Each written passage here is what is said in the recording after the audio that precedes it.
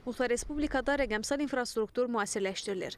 Yeni xətlərin çəkilməsində əsas məqsəd sakinlərin internetə daha rahat çıxışını təmin etməkdir.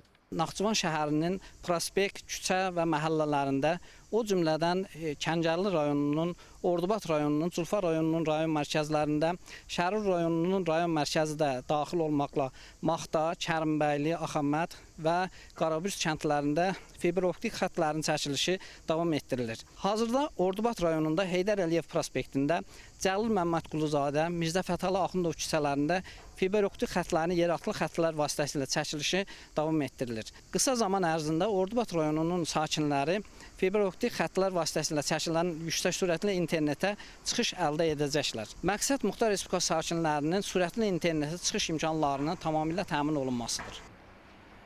Görülən işlər onu deməyə imkan verir ki, Ordubad şəhərində ən qısa zamanda yüzlərlə abonent GPON texnologiyası vasitəsilə keyfiyyətli və yüksək sürətli internetlə təmin olunacaq.